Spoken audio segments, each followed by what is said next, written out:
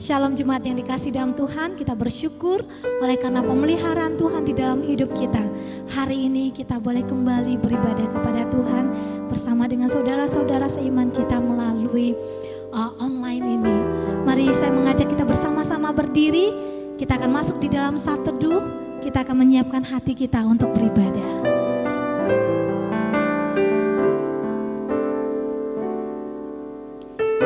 Bernyanyilah baginya, bermazmurlah baginya, percakapkanlah segala perbuatannya yang ajaib. Sesungguhnya pertolongan kepada kita adalah di dalam nama Allah yang menjadikan langit dan bumi. Mohon turunlah atas kita sekalian anugerah sejahtera dan pimpinan dari Allah Bapa dan dari anaknya Yesus Kristus dan Roh Kudus. Amin. Jemaat yang dikasih Tuhan, saya persilakan untuk duduk kembali. Kita mau masuk ke dalam hadirat Tuhan. Kita mau masuk ke tempat kudusnya. Kita mau mengundang Tuhan hadir di tengah-tengah ibadah kita pada pagi hari ini. Di rumah kita masing-masing, kita tetap dapat merasakan hadirat Tuhan dicurahkan atas hidup kita.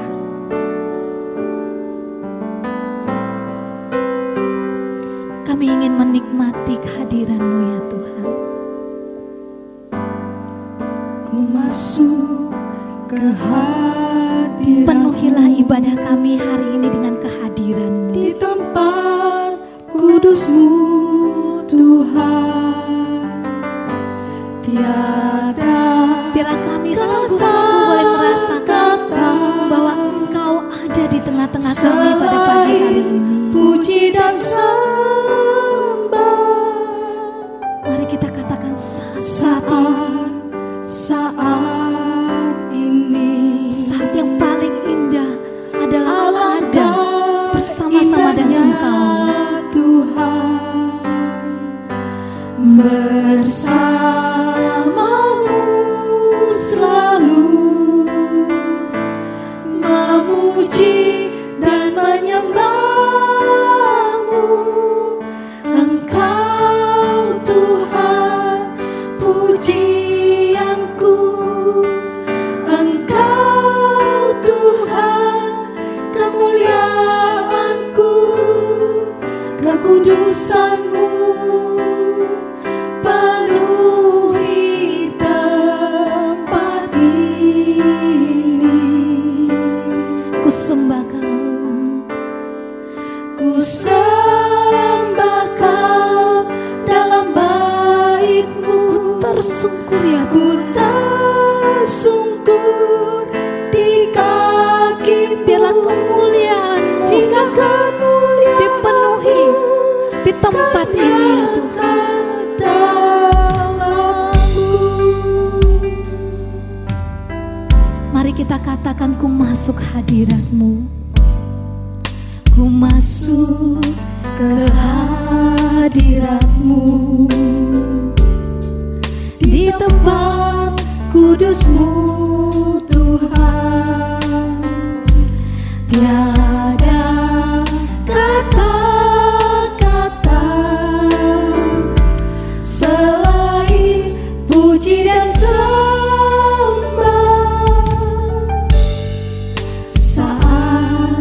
Saat ini, angka indahnya Tuhan, bersamamu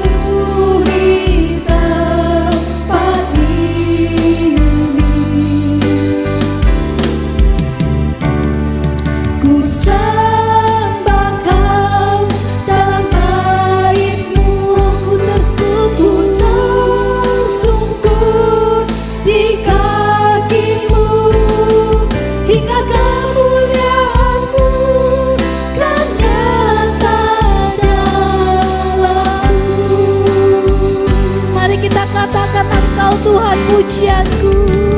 Engkau Tuhan pujianku, Engkau Tuhan kemuliaanku, kekudusan-Mu penuhi tempat ini.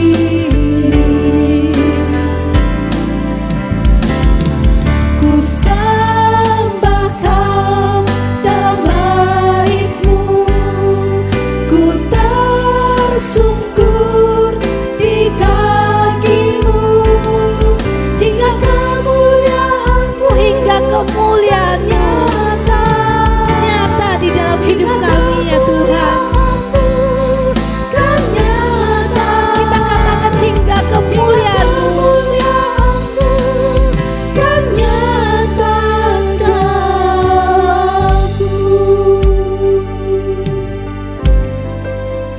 Saat-saat yang paling indah adalah saat di mana kami dapat merasakan urapan-Mu di dalam hidup kami. Saat di mana puji-pujian kami dan sembah kami menjadi dupa yang harum di hadapan-Mu ya Tuhan. Saat indah Sehingga Engkau mencurahkan berkat-Mu dan urapan-Mu atas kami. hadirat-Mu ku rasakan saat ku sembah Kau. Saat ini, saat Tuhan Kau curahkan urapan-Mu, hadirat-Mu ku rasakan saat ku sembah. Kita katakan hadirat-Mu. Hadirat-Mu ku rasakan saat ini, saat ini. Urapan-Mu ku rasakan saat aku menyembah Kau Tuhan. Oh, hadirat-Mu, hadirat-Mu ku rasakan saat ini, saat ini. Urapan-Mu ku rasakan saat aku menyembah Kau Tuhan. Benar ya Tuhan, saat ini adalah saat-Mu, saat di mana Engkau akan mencurahkan berkat-berkat-Mu, sukacita-Mu, damai sejahtera-Mu atas seluruh umat-Mu yang beribadah kepada Engkau. Biarlah Engkau menyatakan diri-Mu saat ini dalam kehidupan kami pribadi lepas pribadi ya Tuhan.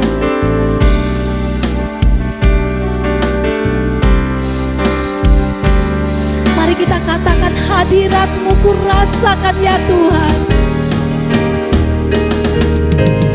Hadirat-Mu ku rasakan saat ini, saat ini. Urapan-Mu ku rasakan saat aku menyembah Kau Tuhan. Hadirat-Mu, Hadirat-Mu ku rasakan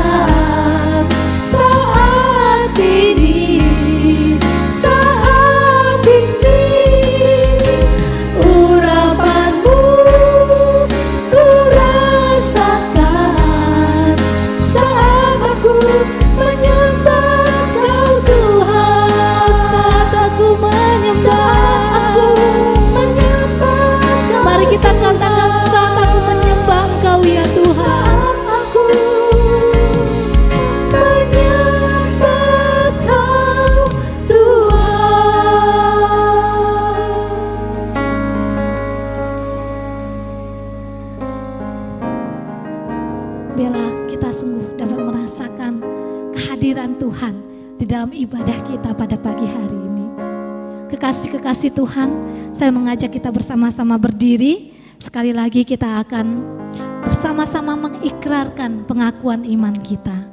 Kita akan mengikrarkan pengakuan iman rasuli. Pengakuan iman rasuli. Aku percaya kepada Allah, Bapa yang Maha Kuasa, Khalik langit dan bumi, dan kepada Yesus Kristus, anaknya yang tunggal Tuhan kita, yang dikandung daripada Roh Kudus, lahir dari anak darah Maria, yang menderita sengsara di bawah pemerintahan Pontius Pilatus, disalibkan, mati dan dikuburkan, turun ke dalam kerajaan maut. Pada hari yang ketiga, bangkit pula dari antara orang mati, naik ke surga, duduk di sebelah kanan Allah, Bapa yang Maha Kuasa. Dan dari sana ia akan datang untuk menghakimi orang yang hidup dan yang mati. Aku percaya kepada Roh Kudus, gereja yang kudus dan am, persekutuan orang kudus, pengampunan dosa, kebangkitan tubuh, dan hidup yang kekal. Amin.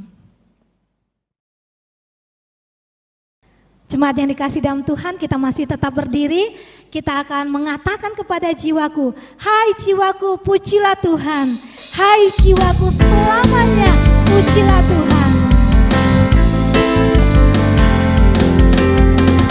Kita mau katakan, 我要赞美耶和华。我要赞美耶和华，我的心啊，你要赞美他。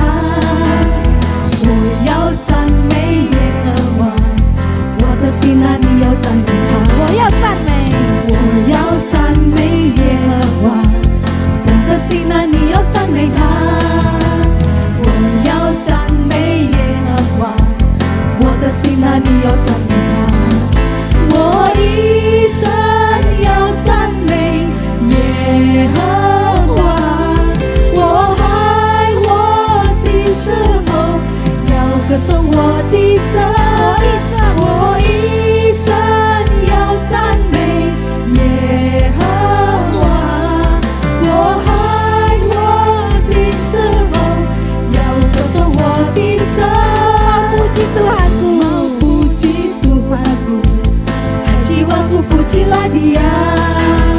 Ku mau puji Tuhanku, hai jiwaku pujilah Dia. ku mau puji Tuhanku, hai jiwaku pujilah Dia. Ku mau puji Tuhanku, hai jiwaku pujilah Dia. Selamanya ku puji Tuhanku, selama hidupku ku puji Allahku. Selamanya ku puji Tuhanku, selama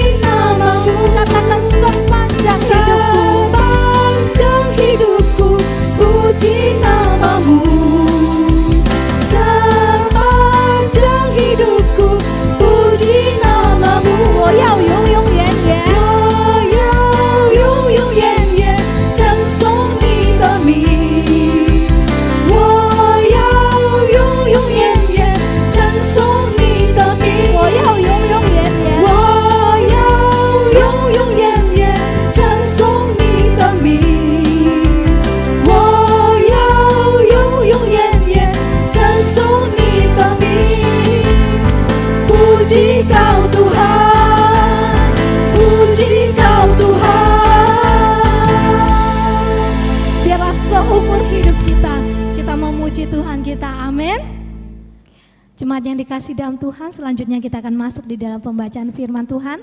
Pembacaan hari ini diambil dari Mazmur bab 8 ayat 2 sampai ayat 10. Kita akan membacanya secara bergantian. Saya akan membaca ayat kedua, jemaat Tuhan di rumah akan membaca ayat ketiga, demikian seterusnya sampai ayat yang ke-10 kita akan baca secara bersama-sama. Demikian bunyi firman Tuhan.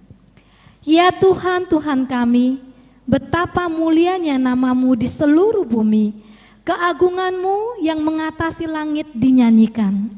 Dari mulut bayi-bayi dan anak-anak yang menyusu telah Kau letakkan dasar kekuatan karena lawan-Mu, untuk membungkam musuh dan pendendam. Jika aku melihat langit-Mu, buatan jari-Mu, bulan dan bintang-bintang yang Kau tempatkan, apakah manusia sehingga Engkau mengingatnya?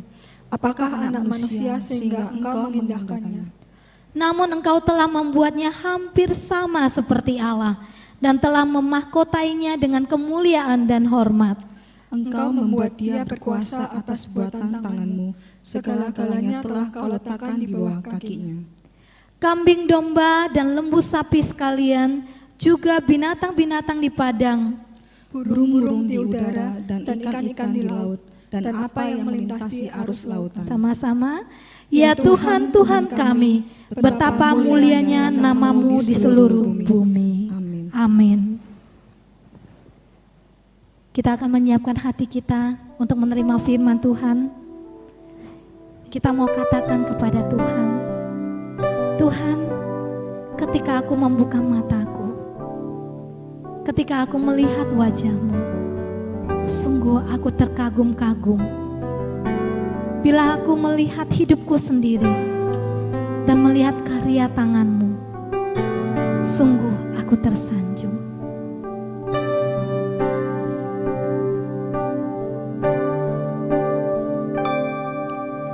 Bila ku buka mataku dan lihat wajah-Mu,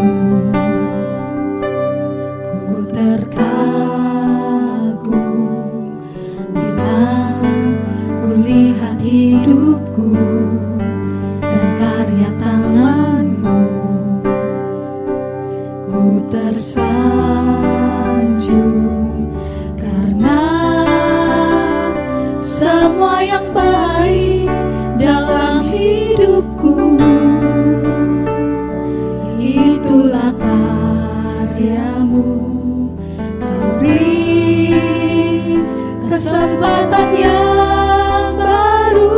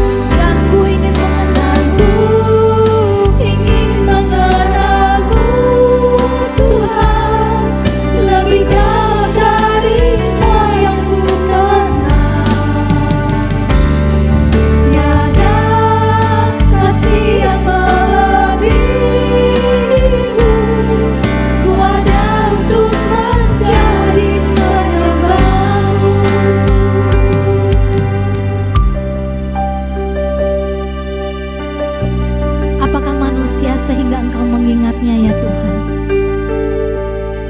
Apakah anak manusia sehingga Engkau mengingatnya? Engkau yang merajut kehidupan kami ya Tuhan. Melewati perjalanan yang berliku, melewati kesusahan, kesulitan, air mata, dan tawa.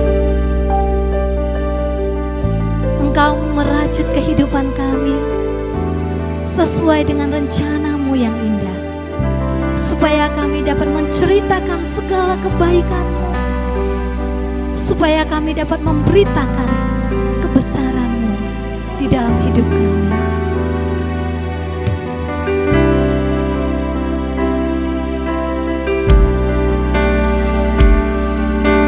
Mari kita sama-sama katakan,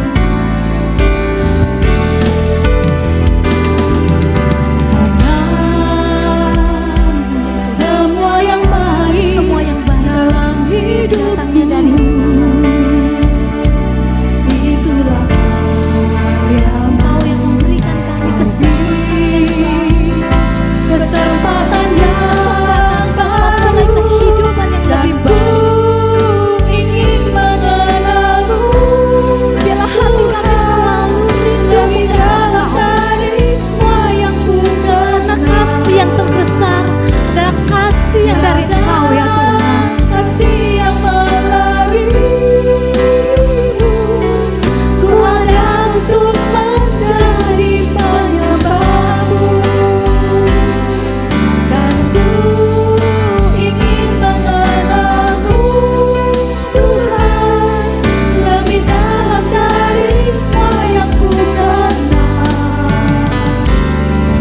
Tiada kasih yang melebihimu, ku ada untuk menjadi penyembahmu.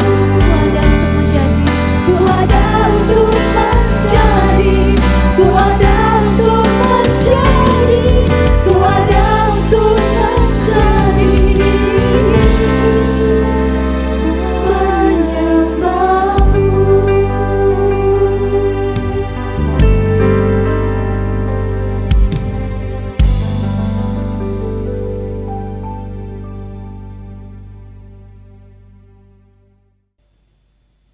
Shalom jemaat yang dikasihi Tuhan.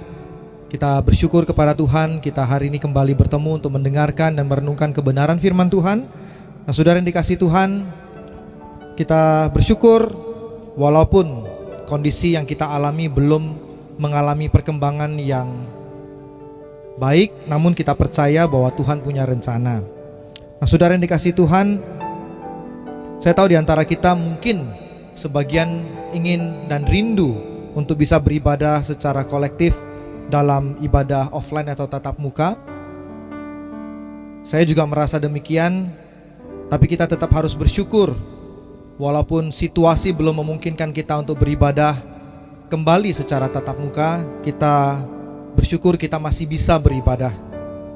Nah, saudara yang dikasihi Tuhan, saya mendorong kita untuk terus berdoa bagi bangsa dan negara kita, karena memang akhir-akhir ini kita melihat perkembangan pandemi coronavirus yang melanda Indonesia belum menunjukkan tanda-tanda perbaikan yang berarti.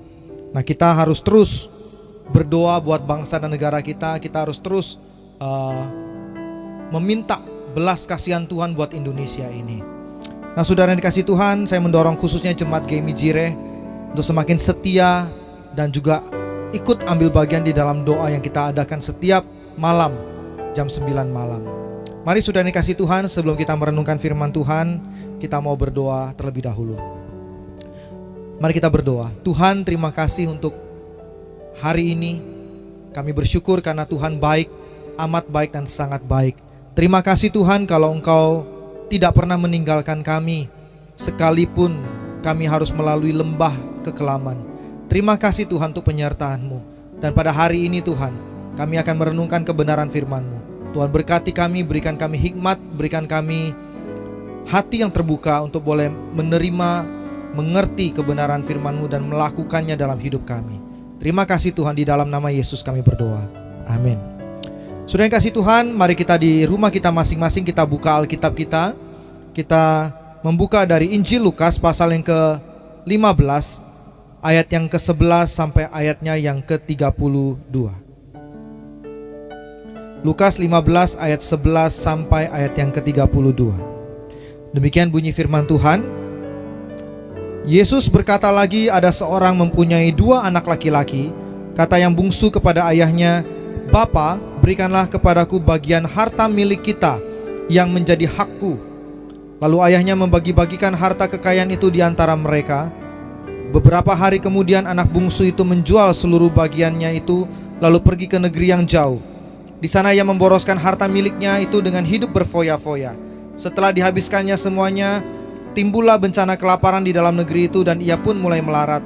Lalu ia pergi dan bekerja pada seorang majikan di negeri itu. Orang itu menyuruhnya ke ladang untuk menjaga babinya. Lalu ia ingin mengisi perutnya dengan ampas yang menjadi makanan babi itu, tetapi tidak seorang pun yang memberikannya kepadanya. Lalu ia menyadari keadaannya, katanya, "Betapa banyaknya orang upahan bapakku yang berlimpah-limpah makanannya, tapi aku di sini mati kelaparan. Aku akan bangkit dan pergi kepada bapakku dan berkata kepadanya, Bapa, aku telah berdosa terhadap sorga dan terhadap Bapa. Aku tidak layak lagi disebutkan anak Bapa. Jadikanlah aku sebagai salah seorang upahan Bapa." Maka bangkitlah ia dan pergi kepada bapaknya. Ketika masih jauh, ayahnya telah melihatnya, lalu tergeraklah hatinya oleh belas kasihan. Ayahnya itu berlari mendapatkan dia, lalu merangkul dan mencium dia. Kata anak itu kepadanya, "Bapa, aku telah berdosa terhadap sorga dan terhadap Bapa. Aku tidak layak lagi disebutkan anak Bapa." Tapi ayahnya itu berkata kepada hamba-hambanya, "Lekaslah bawa kemari jubah yang terbaik, pakaikanlah itu kepadanya dan kenakanlah cincin pada jarinya dan sepatu pada kakinya. Dan ambillah anak lembu tambun itu, sembelihlah dia dan marilah kita makan dan bersuka cita. Sebab anakku ini telah mati dan menjadi hidup kembali. Ia telah hilang dan didapat kembali." Maka mulailah mereka bersukaria. Tetapi anaknya yang sulung berada di ladang. Dan ketika ia pulang dan dekat ke rumah, ia mendengar bunyi seruling dan nyanyian tari-tarian. Lalu ia memanggil salah seorang hamba dan bertanya kepadanya apa arti semuanya itu. Jawab hamba itu, "Adikmu telah kembali dan ayahmu telah menyembelih anak lembu tambun karena ia mendapatnya kembali dengan sehat." Maka marahlah anak sulung itu dan ia tidak mau masuk. Lalu ayahnya keluar dan berbicara dengan dia. Tapi ia menjawab ayahnya, katanya, "Telah bertahun-tahun aku melayani Bapa dan belum pernah aku melanggar perintah Bapa. Tetapi kepadaku belum pernah Bapa memberikan seekor anak kambing untuk bersuka cita dengan sahabat-sahabatku. Tetapi baru saja datang anak Bapa yang telah memboroskan harta kekayaan Bapa bersama-sama dengan pelacur-pelacur. Maka Bapa menyembelih anak lembu tambun itu untuk dia." Kata ayahnya kepadanya, "Anakku, engkau selalu bersama-sama dengan aku, dan segala kepunyaanku adalah kepunyaanmu. Kita patut bersuka cita dan bergembira, karena adikmu telah mati dan menjadi hidup kembali. Ia telah hilang dan didapat kembali." Saudara yang dikasihi Tuhan, sedemikian panjang pembacaan firman Tuhan kita pada hari ini. Saudara, saya mengingatkan kita bahwa tema bulan kita di bulan September ini adalah relasional gitu ya. Salah satu dari 5 core values atau nilai-nilai utama dari GMI Jireh. Jadi hari ini kita akan belajar tentang satu dari perikop yang kita baca. Saya berikan tema hari ini adalah The Lost One, yang terhilang. Nah, kisah ini saya yakin beberapa dari kita sudah sangat familiar, sering baca, sering mendengarkan firman Tuhan yang disampaikan oleh hamba Tuhan dari perikop yang sama. Nah, saudara yang dikasihi Tuhan, namun hari ini saya akan mengajak kita melihat kisah ini dari sudut pandang yang lain, yang berkaitan dengan tema kita atau tema bulanan kita, relasi. Nah, saudara yang dikasihi Tuhan, dari perumpamaan yang kita baca ini, kita melihat dikisahkan ada seorang bapak yang punya 2 orang anak laki-laki. Menarik ya, kalau kita mencoba melihat kisah ini. Bapak ini ya, yang punya 2 anak laki-laki ini, kalau kita lihat ini bapak yang punya kekayaan yang lumayan ya. Dia cukup berada ya. Nah, saudara yang dikasihi Tuhan, saya ingin ajak kita lihat relasi atau kaitan atau hubungan antara tokoh-tokoh yang ada di dalam kisah ini. Mari kita renungkan sama-sama. Yang pertama, saudara, kita akan melihat kepada anak yang bungsu. Nah, saudara, cerita ini dimulai langsung dengan apa yang dilakukan oleh anak bungsu ini kepada bapaknya. Apa yang anak bungsu ini lakukan sama bapaknya? Dia datang sama bapaknya dan dia langsung bilang ya, "Bapak, berikanlah kepadaku bagian harta milik kita yang menjadi hakku." Ya. Maksudnya apa saudara? Maksudnya anak ini minta warisan sama bapaknya. Ya, anak ini minta warisan. Tidak ada angin, tidak ada badai, anak ini datang kepada bapaknya dan berkata dia ingin minta warisan. Dia ingin harta bapaknya yang menjadi haknya. Dan berkata, berikanlah itu kepadaku. Nah saudara, bapaknya ini belum meninggal, masih sehat gitu. Dan anaknya ini datang minta warisan sama dia. Saya nggak tahu saudara, kalau ada saudara dan saya mengalami kisah seperti bapak yang ada di dalam cerita ini. Saya nggak tahu perasaan saudara bagaimana. Nah saudara dikasih Tuhan, setelah dia terima harta itu, hanya beberapa hari kemudian dia pergi meninggalkan bapaknya dan pergi ke negeri yang jauh. Nah, dari sini kita bisa belajar apa, saudara? Nah, saya ingin ajak kita lihat. Yang pertama, saudara, ya di dalam anak yang bungsu ini kita bisa belajar. Yang pertama, dia nggak mengasihi bapaknya, saudara. Kenapa saya katakan dia nggak mengasihi bapaknya? Karena saat bapaknya masih hidup, dia sudah minta warisan kepada bapaknya. Ya, dia tidak menghormati bapaknya. Dia tidak menghormati posisi bapaknya. Saya membayangkan diri, maka tadi saya katakan saya membayangkan diri kalau saya yang berada di posisi bapaknya dan anak saya melakukan hal yang sama. Saudara, saya nggak tahu tuh perasaan, mungkin bapaknya itu merasa jengkel ataupun bagaimana. Tetapi luar biasa saudara, si bapaknya ini tetap memberikan hartanya kepada anaknya. Makanya dikatakan di dalam ayat yang ke-12b itu, lalu ayahnya membagi-bagikan harta kekayaan itu di antara mereka. Bapaknya ikuti. Nah saudara yang dikasih Tuhan, kalau saya pribadi, saya pasti kecewa. Saudara, saya membayangkan kadang-kadang kita, ya, hubungan kita atau hubungan saya dengan Tuhan kadang seperti anak bungsu ini. Hanya hubungan yang didasarkan pada berkat saja. Ya, datang kepada Bapa hanya minta berkat. Ya. Makanya kadang-kadang saya suka ngomong gitu sama anak-anak muda. Kita jangan perlakukan Tuhan seperti memperlakukan Tuhan kayak mesin ATM. Tatkala kita butuh uang, kita butuh berkat, kita datang sama ATM itu. Kalau kita lagi ada duit, kita nggak pernah datang ke ATM kan? Nah saudara yang dikasih Tuhan, hubungan yang ada pada anak bungsu ini dengan bapaknya itu adalah hubungan yang hanya didasarkan pada berkat semata-mata, harta semata-mata. Jadi datang kepada Tuhan saat ada maunya saja. Saudara numpang tanya, apakah hubungan Anda dengan Tuhan juga demikian? Seperti anak bungsu ini. Kalau iya, mari kita belajar dari anak bungsu ini. Dan kita mengubah model relasi kita dengan Tuhan yang tidak lagi didasarkan pada hubungan relasi yang berdasarkan pada berkat saja. Lalu yang kedua yang kita bisa pelajari dari anak bungsu ini adalah relasi ia kepada bapaknya itu sangat dangkal. Anak yang bungsu ini sepertinya ya, kalau kita lihat merasa rumahnya ya, sepertinya rumahnya itu bukan rumahnya. Ya, berada bersama dengan bapaknya bukanlah sesuatu yang dia rasakan sesuatu yang baik. Dan dia pikir kalau saya dapat harta itu saya bisa tinggalkan rumah saya. Dan anak bungsu ini sepertinya merasa bahwa di luar sana ada sesuatu yang lebih baik daripada yang dia sekarang nikmati di rumah bersama dengan bapaknya, saudara. Saudara yang dikasih Tuhan, bukankah demikian juga dengan banyak orang percaya? Kadang kita merasa dunia luar. Kadang kita merasa dunia di sana, di luar sana lebih menyenangkan daripada selalu terhubung dengan Tuhan. Kadang-kadang kita merasa di luar, kok orang-orang yang tidak percaya mereka bisa senang, kok saya enggak ya begitu. Nah saudara yang dikasih Tuhan, banyak orang Kristen yang lebih rela menyisahkan waktu daripada menyisihkan untuk berada bersama dengan Bapa, untuk terus terhubung dengan Bapa, baik di dalam ibadah maupun di dalam doa secara pribadi. Nah saudara, dari anak bungsu ini kita belajar betapa dangkalnya hubungan anak bungsu ini dengan bapaknya. Dia gak merasa nyaman, dia gak bersyukur dia bisa berada bersama dengan bapaknya. dengan orang tuanya, dengan keluarganya, saudara. Nah, saudara, coba kita refleksikan ini di dalam hidup kita secara pribadi. Kita refleksikan apa yang anak bungsu ini rasakan. Apakah kita juga seperti demikian? Nah, ketika anak bungsu ini pergi keluar, dia punya harta, dia foya-foyakan hartanya. Hanya ketika dia menyadari betapa menyenangkan dan jauh lebih terhormat berada bersama dengan bapaknya di rumah bapaknya, disitulah dia baru bisa melihat kesalahan yang dia lakukan di dalam hubungan dengan bapaknya. Jadi saudara, ketika anak ini pergi keluar, dia berfoya-foya, duitnya habis. Ya, mungkin ada juga dia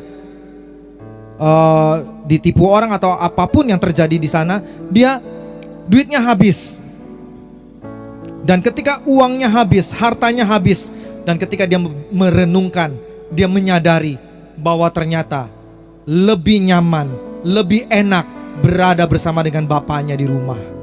Nah, saudara yang dikasih Tuhan, setelah itu dia baru putuskan untuk kembali dan memperbaiki relasi dengan bapaknya.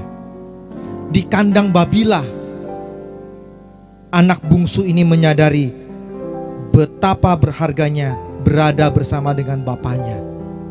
Nah, saudara yang dikasih Tuhan, kadang mungkin juga dibutuhkan tanda kutip kandang dan makanan babi untuk membuat kita kembali kepada Bapa di sorga. Untuk membuat seseorang kembali menyadari betapa indahnya relasi dengan Tuhan. Saudara yang dikasih Tuhan, tidak ada yang lebih indah daripada ketika Anda dan saya terhubung dengan Tuhan. Firman Tuhan berkata, saudara, Allah begitu mengasihi kita dan Dia ingin selalu terhubung dengan kita. Oleh karena itu Dia relakan Kristus datang ke dalam dunia. Dia merelakan dirinya dibatasi supaya relasi kita dengan Dia bisa dipulihkan dan kita bisa bersama berada dekat dengan Dia. Itu yang Dia lakukan. Tapi kadang-kadang kan kita sudah terima Tuhan pun kita masih berpikir bahwa dunia di luar sana tuh lebih enak begitu. Ya, kita nggak mau di rumah Bapa, kita tidak mau berada di dalam hadirat Tuhan karena mungkin kita merasa diatur oleh ini dan itu, nggak boleh ini dan nggak boleh itu, malas ini dan malas itu, malas baca firman, malas berdoa. Saudara, mungkin itu yang kita rasakan, saudara. Dan ketika seperti itu, kadang-kadang Tuhan mungkin izinkan kita berada di kandang babi supaya kita menyadari betapa indahnya berada bersama dengan Bapa. Saudara, ini yang kita bisa lihat dari anak yang bungsu. Kita mau lihat berikutnya ke anak yang sulung, saudara. Saudara yang dikasihi Tuhan, ketika dia melihat adiknya yang pergi terhilang dan kemudian kembali ke rumah dan disambut dengan cara yang begitu luar biasa, saudara, respon dia pertama adalah gusar, marah. Kenapa? Karena dia iri hati, cemburu dan geram, saudara. Itu semua ada di dalam hatinya. Dia marah, ya. Bahkan dia boikot acara penyambutan adiknya itu. Dia nggak mau hadir. Dia keluar dari rumah. Dia marah. Dia nggak mau masuk. Nah, saudara, kenapa bisa begitu? Yang pertama, saudara, karena anak yang sulung ini juga ternyata tidak memiliki hubungan yang intim dengan bapaknya. Bedanya adalah yang anak bungsu, dia tidak menyadari, dia pikir di luar sana lebih enak. Dan dia pergi ke luar sana. Di luar sanalah dia menyadari. Anak yang sulung, dia berada bersama dengan bapa, tapi dia tidak menyadari indahnya itu, berada bersama dengan bapaknya. Dia jauh dari bapaknya, saudara. Padahal secara fisik dia berada dekat dengan bapaknya. Nah, saudara yang dikasihi Tuhan, anak yang sulung ini dia tidak memiliki hubungan yang intim dengan bapaknya. Dia marah kepada bapaknya karena merasa diperlakukan adil. Hubungan antara dia dengan bapaknya, kalau kita lihat itu kayak hubungan antara atasan sama bawahan. Ya, hubungannya didasarkan seperti itu, sangat kaku, tidak dinamis dan tidak hidup. . Saya banyak temukan orang Kristen yang seperti anak sulung ini. hidupnya itu sangat legalis sekali. Anak bungsu ini, anak sulung ini bilang begini, bertahun-tahun aku melayani Bapak dan belum pernah aku melanggar perintah Bapak. Tapi kepada aku belum pernah Bapak memberikan seekor anak kambing untuk bersuka cita. Saudara yang dikasih Tuhan, sebenarnya banyak orang-orang percaya yang begitu. Ketika mengalami kesulitan, mereka cenderung menyalahkan Tuhan. Kenapa saya begini? Kenapa saya begitu? Padahal saya rajin loh melayani Tuhan. Saya rajin loh datang ke gereja. Bahkan saya rajin ibadah online, gak pernah berhenti gitu. Nah saudara yang dikasih Tuhan, mereka berpikir kalau rajin ke gereja dan melayani Tuhan, rajin melakukan perbuatan baik dan memberikan persembahan, artinya sudah mengenal Tuhan, sudah memiliki relasi dengan Tuhan. Tapi saya mau tanya saudara, relasi seperti apa yang saudara miliki kalau modelnya seperti itu? Saudara, saya nggak bisa membayangkan terus terang kalau saya dengan anak saya relasinya seperti bos dan anak buah. Nggak bisa bayangkan saudara. Saudara coba bayangkan, Anda punya anak dan anak Anda menganggap bahwa relasinya seperti atasan dan bawahan. Nah saudara, kekristenan bukanlah kepercayaan yang berisikan tugas dan kewajiban. Lalu setelah kita melakukan tugas dan kewajiban, kita bisa mendapatkan upah kita. Saudara, kekristenan tidak sedangkal itu saudara. Tuhan kita bukan Tuhan yang sedangkal itu.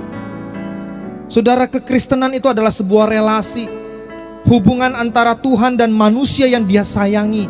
Ada perasaan sayang, ada kasih di situ. Saudara, itu yang tidak ada di dalam iman yang lain. Tuhan yang ingin berelasi dengan kita, Tuhan yang ingin dekat dengan kita. Makanya bapaknya anak sulung ini bicara begini, anakku, engkau selalu bersama-sama dengan aku dan segala kepunyaanku adalah kepunyaanmu.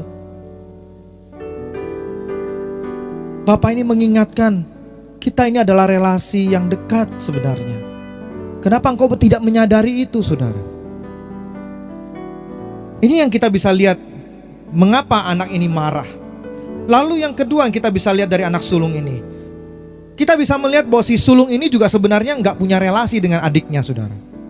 Karena kalau dia memiliki relasi dengan adiknya, maka pasti dia akan senang kalau adiknya yang hilang itu kembali. Tetapi dia sama sekali tidak punya simpati dan sukacita ketika adiknya kembali. Cinta akan diri sendiri membuat dia kehilangan kesempatan menikmati keindahan dari relasinya dengan bapaknya dan dengan adiknya. Saudara, di dalam kehidupan komunitas orang percaya, kasih dari Bapa yang memulihkan kita bisa belajar mengasihi orang berdosa yang juga dikasihi oleh Tuhan. Maka saudara, dampaknya apa kalau kita punya hati seperti Bapa? Kalau kita sudah dipulihkan oleh kasih Tuhan, dampaknya adalah ketika ada orang yang diselamatkan, kita akan ikut bersuka cita saudara. Kita akan ikut senang. Saudara, inilah prinsip kerajaan sorga saudara. Nah anak sulung ini tidak menyadari hal ini karena dia nggak punya relasi dengan adiknya. Dia nggak membangun relasi dengan adiknya walaupun mereka tinggal satu rumah. Saudara, kita punya komunitas orang percaya. Kita punya orang-orang seiman, saudara-saudara seiman yang berada bersama dengan kita, yang mungkin dalam kondisi seperti ini kita jarang ketemu, tapi kita tidak pernah putus hubungan di dalam Tuhan. Nah saudara, kita diikat oleh kasih Tuhan saudara. Walaupun kita nggak bisa tatap muka karena situasi pandemi, tetapi seharusnya itu tidak menghalangi kita untuk terus belajar membangun hubungan dengan mereka, mengasihi mereka, menolong ketika mereka mengalami kesulitan. Nah saudara, inilah yang kita harus belajar. Yang ketiga saudara, kita melihat sosok Bapa yang penuh kasih dan kerinduan untuk menerima anaknya kembali, kerinduan untuk terus memiliki relasi yang intim dengan anak-anaknya. Saudara, inilah mengapa si Bapa ini ketika anak bungsunya pergi, dia terus setiap hari menanti saudara. Dia menunggu anaknya kembali. Nah saudara yang dikasih Tuhan, ketika anak yang bungsu masih jauh, bapaknya sudah melihatnya. Ya, ketika ia masih jauh, tergeraklah hatinya oleh belas kasih. Ayahnya itu berlari mendapatkan dia saudara. Saudara bisa bayangkan betapa rindunya si bapak ini bertemu dengan anak bungsunya. Saudara bisa bayangkan betapa kangennya dia untuk bertemu dengan anaknya. Begitu sukacitanya, saudara. Demikian juga dengan anaknya yang sulung. Dia menjelaskan bahwa semua yang ia miliki adalah milik anak yang sulung. Artinya dia rindu menjadi dekat dan intim dengan anak yang sulung ini. Nah, saudara yang dikasihi Tuhan, kita bisa melihat Bapa kita pun demikian, saudara. Bapa yang di dalam cerita ini menggambarkan Bapa kita yang di sorga, yang selalu bertemu dengan kita. Saudara yang dikasihi Tuhan, kita harus sadar bahwa Bapa itu tidak pernah tinggalkan kita. Bapa itu tidak pernah meninggalkan kita. Kitalah yang sering meninggalkan Bapa. Kitalah yang sering menggantikan pertemuan dengan Bapa dengan hal-hal lain yang tidak bisa dibandingkan dengan pertemuan dengan Tuhan. Saudara yang dikasihi Tuhan, mari kita coba belajar mengoreksi diri kita, mengevaluasi relasi kita dengan Tuhan. Bagaimana relasi kita dengan Tuhan? Adakah kita menganggap berharga relasi kita dengan Tuhan, hubungan kita dengan Tuhan, sehingga itu mendorong kita untuk kangen, rindu bertemu dengan Tuhan, seperti Dia rindu bertemu dengan kita setiap hari, setiap saat. Lalu yang kedua yang kita bisa pelajari, saudara, yang kita bisa renungkan pada hari ini, bagaimana kita memperlakukan saudara-saudara seiman kita. Ketika mereka sulit, ketika mereka jatuh, adakah kita mencoba untuk membangunkan mereka kembali, mengangkat mereka kembali, atau kita bersuka cita melihat dia jatuh, lalu marah melihat ketika mereka kembali lagi, seolah-olah kita diperlakukan tidak adil? Saudara yang dikasihi Tuhan, Allah kita adalah Allah yang menerima setiap orang dan berelasi dengan kita. Apakah kita pahami hal ini selama kita menjadi orang Kristen? Saudara, hari ini Tuhan ingatkan kepada kita kasih-Nya begitu besar. Engkau yang jauh, hilang dan tak tahu harus berbuat apa, Dia mencari engkau. Mungkin kau merasa tidak layak seperti anak yang bungsu. Ya, ketika berada di kandang babi, dia berkata, aduh aku sudah berdosa. Dan dia ngomong sama bapaknya, kalau bisa aku gak usah jadi anak bapak, aku jadi budak saja, hamba saja. Tapi tetap Bapa kasihnya begitu besar. Saudara, kalau engkau merasa dosamu terlalu besar, saudara, saya mau katakan, tidak ada dosa yang terlalu besar buat Tuhan untuk Tuhan ampuni. Darahnya berkuasa menyucikan dosamu dari dulu, sekarang, dan datang. Saudara, engkau tinggal memberikan dirimu kepada Tuhan, datang kepada Tuhan, menerima Dia kembali. Dan Dia akan membuka hatinya untuk menjemput engkau kembali. Nah, saudara yang dikasihi Tuhan, biarlah firman Tuhan ini menguatkan kita, meneguhkan kita sekalian. Mari kita berdoa.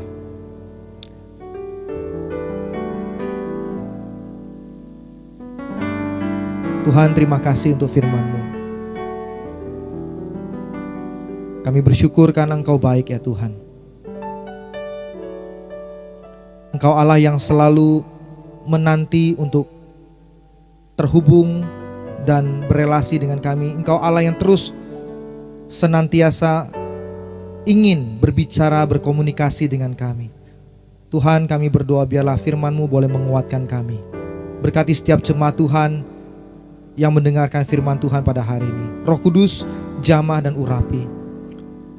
Kami percaya kasih-Mu mengalahkan besarnya dosa kami ya Tuhan. Berkati ya Bapa. Kami percaya setiap firman yang sudah didengarkan oleh kami itu boleh mengubahkan hidup kami. Di dalam nama Yesus kami berdoa. Amin. Jemaat yang dikasihi Tuhan, mari kita berdiri, kita akan mengakhiri ibadah kita dengan menyanyikan doxologi.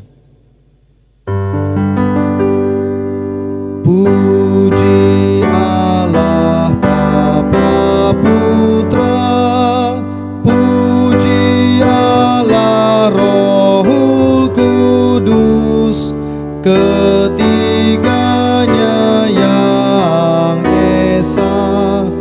Mohon selamat sumber berkat. Amin. Mari arahkan hatimu dan terimalah berkat Tuhan. Biarlah damai sejahtera dari Allah Bapa, kasih dari Kristus Yesus, serta Roh Kudus yang manis, yang lembut, kiranya memberkati engkau, dalam keluarga, pekerjaan, usahamu, bahkan kesehatan dan pelayananmu, mulai hari ini, esok, bahkan sampai selama-lamanya. Amin. Amin. Amin.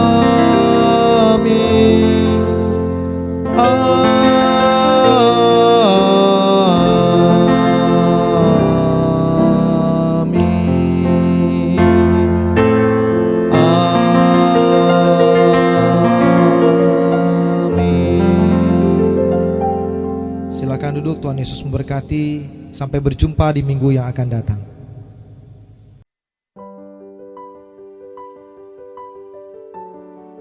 Shalom jemaat yang dikasihi Tuhan. Selamat hari Minggu dan selamat berjumpa lagi dengan Sunday News GMI Jireh Semarang. Beberapa informasi yang akan kami sampaikan pada hari ini. Untuk minggu depan, ibadah Minggu GMI Jireh masih dilakukan secara online. Saudara dapat mengakses ibadah Minggu online melalui channel YouTube GMI Jireh Semarang. Firman minggu depan akan disampaikan oleh Pendeta Sumarti. Bagi jemaat dan saudara-saudari yang ingin didoakan, dapat menghubungi nomor WhatsApp yang tertera di layar atau dapat menulis di kolom komentar. Dan bagi jemaat dan saudara-saudari yang telah mendapatkan jawaban doa, kiranya dapat membagikan kesaksiannya agar menjadi berkat untuk orang lain dengan menghubungi nomor WhatsApp yang tertera di layar atau dapat menuliskannya dalam kolom komentar. Bagi jemaat pemuda yang rindu bersekutu dalam persekutuan Youth GMI Jireh, dapat mengikuti persekutuan P3MI setiap hari Sabtu pukul 6 sore. Informasi persekutuan online akan dibagikan dalam grup Line P3MI Jireh.